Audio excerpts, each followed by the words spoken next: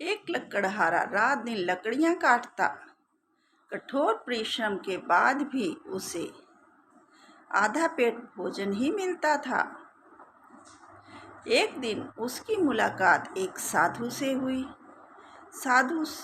लकड़हारे ने साधु से कहा कि जब भी आपकी प्रभु से मुलाकात हो, मेरी एक फरियाद उनके सामने रखना और मेरे कष्ट का कारण पूछना। कुछ दिनों के बाद उसे वह साधु फिर मिला। लकड़हारे ने उसे अपनी फरियाद की याद दिलाई तो साधु ने कहा कि प्रभु ने बताया है कि लकड़हारे की आयु 60 वर्ष की है और उसके भाग्य में पूरे जीवन के लिए सिर्फ 5 बोरी अनाज है। इसलिए प्रभु उसे थोड़ा थोड़ा अनाज देते हैं ताकि वह 60 वर्ष तक जीवित रह सके।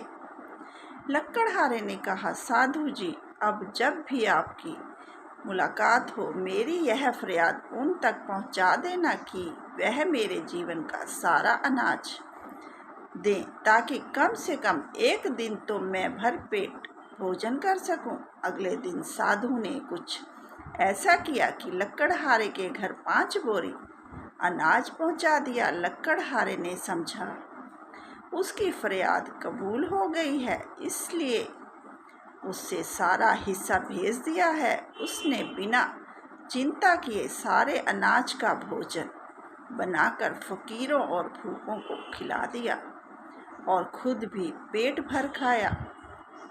अगली सुबह उसने उठकर देखा कि उससे अधिक अनाज उसके घर में है। उसने फिर खाना बनाकर गरीबों को। अगले दिन फिर उसके घर भंडार भर गया। अब लकड़हारा लकड़ी काटने की जगह गरीबों को खाना खिलाने में व्यस्त रहने लगा।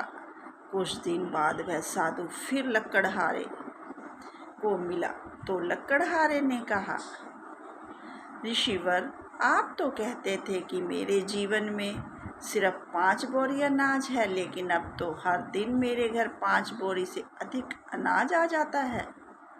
साधु ने कहा, तुमने अपने जीवन की परवाह ना करते हुए अपने हिस्से का अनाज गरीबों को मुफ्त में खिला दिया, इसलिए दूसरों को खिलाने से तुमने अपना भाग्य जमा किया है, वह प्रभु तुम्हें वापस कर रहे हैं। प्रकृति का यह नियम है कि जो दोगे वही मिलेगा।